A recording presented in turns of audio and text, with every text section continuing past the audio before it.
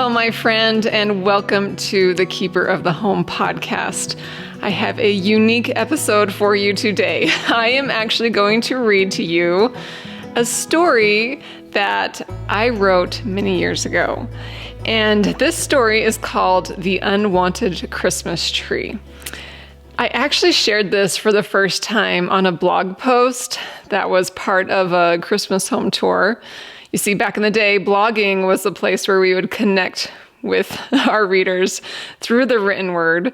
And while I still love blogging, the world of search engines and algorithms have kind of taken over there. So blogging is more of my space to share recipes and ideas and how-to instructions. And I get to use video and podcasting now as a place to connect with you. But I remembered, or at least I thought about this story last week, and I wanted to dig it up and read it to you as part of this podcast. It's an experience I had around Christmas time, and it's a story that's very near and dear to my heart. So I'm very excited to read it to you, and I hope you enjoy it. I hope, if anything, it just gets you in the Christmas spirit and is especially inspiring to the keepers of the home. So let me begin. The story is called The Unwanted Christmas Tree by yours truly, Cammie Graham. Now, I've got a little story to share with you today, and it's not necessarily one I am proud of. When first recalling this Christmas in the past, I felt total shame. But upon further reflection, I could see the revolution of the person I've become. Now, the flood of memories happened one year while hanging some sweet little silver and blue ornaments on our tree when our then 9-year-old daughter asked me a question. She said, "Mom, why is our tree so different from all the other Christmas trees?" You see, we had just visited a holiday store and she had witnessed the dazzling lights and the overabundant Christmas trees full of, well, stuff. They were beautiful, large, full, and perfectly decorated to the max. And here we were at home decorating our own tree, which that year was pretty darn close to a Charlie Brown Christmas tree, one which we had cut from the mountains together. I had wanted to use very minimal decorations, and so we were simply hanging some old silver and blue glass ornaments that I had bought long ago.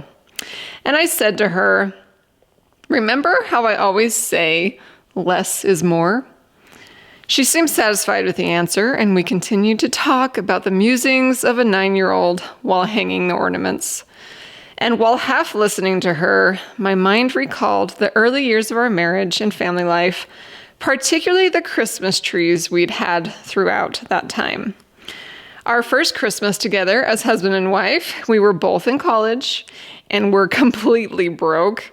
Our small apartment had camp chairs for furniture, which we felt super blessed to be able to afford on a starving college student budget, an ironing board for a TV stand, and a mini artificial tree that my husband brought along from his childhood.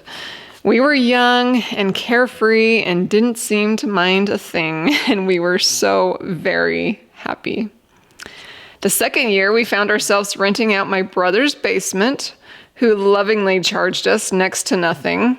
I was finishing my student teaching, and my husband was working all he could in preparation for finishing out his studies once I was done with mine. We were still dirt poor, but because of the low rent due to my generous brother, we afforded a beautiful, full tree from the tree lot and bought all new blue and silver ornaments from Walmart to go with it.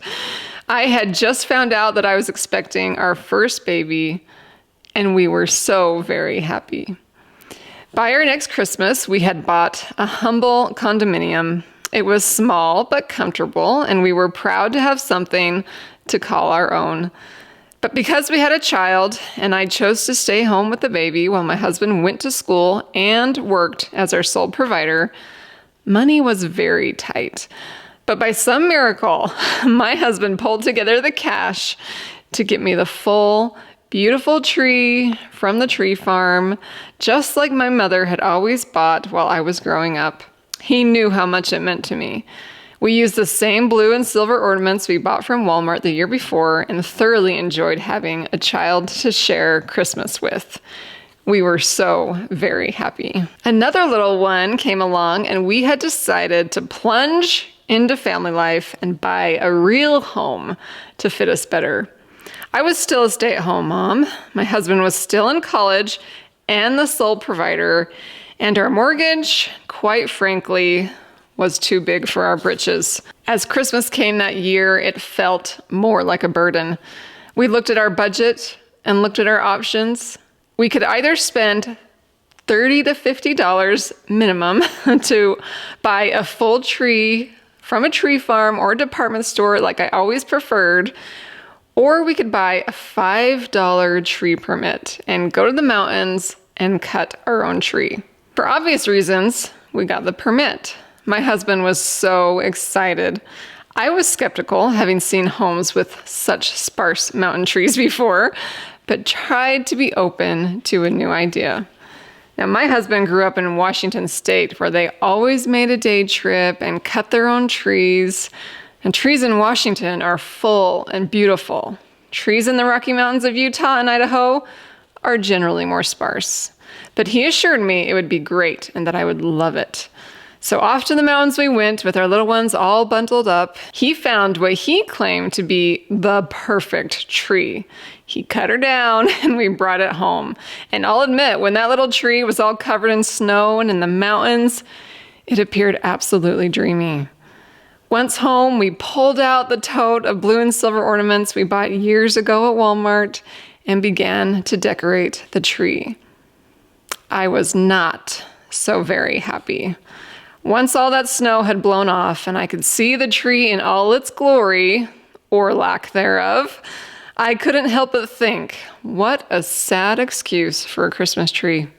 You could see all the light wires helplessly dangling through the sparse greenery. It was useless to try to hide them. The ornaments hung ridiculously off each pathetic excuse for a branch. I couldn't believe the sorry Christmas scene before me, and I pouted. Like a little child, I threw a fit. Now, knowing my husband like I know him now, he was probably disheartened, ashamed, and a bit frustrated. But of course, I was oblivious to his feelings at the time. For days this went on. I hated our situation.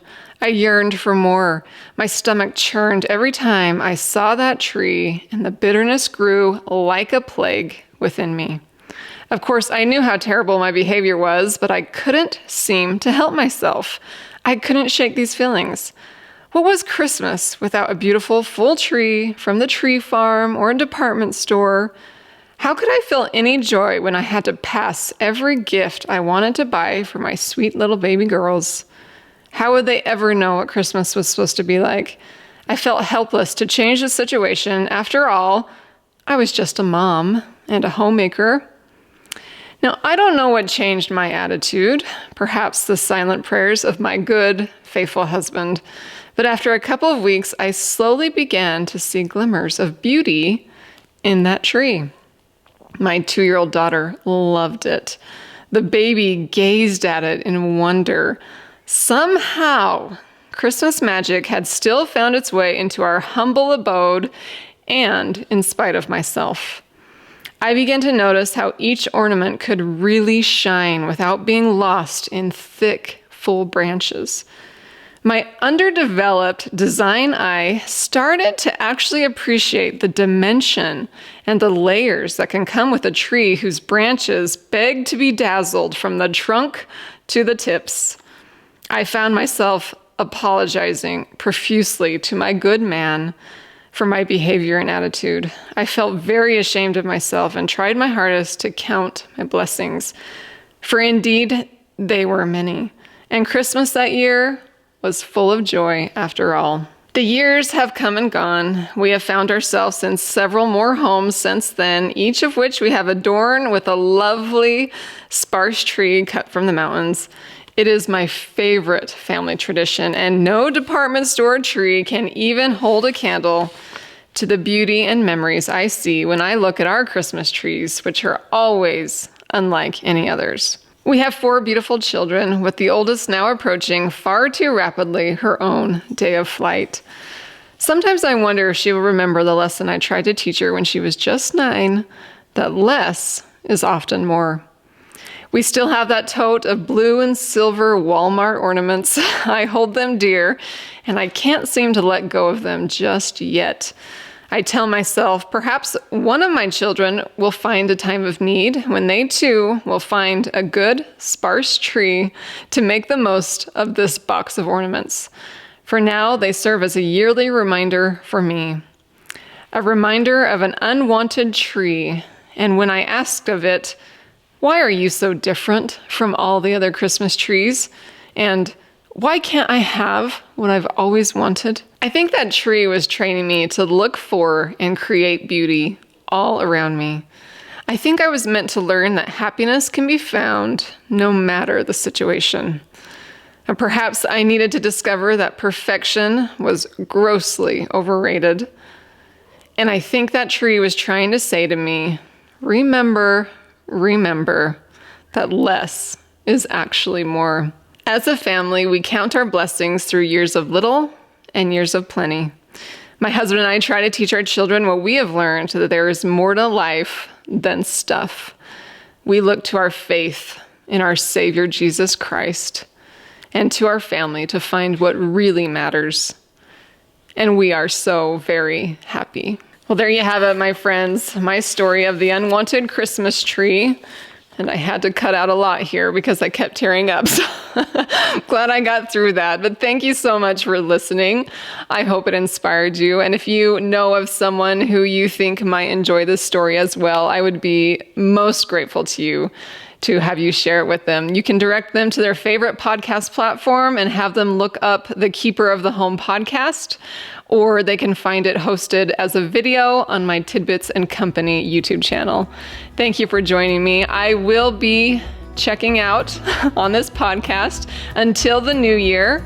And so until then, my friend, I wish you a very Merry Christmas and a Happy New Year. I will be back very soon, Lord willing, to share more inspiration for the Keeper of the Home.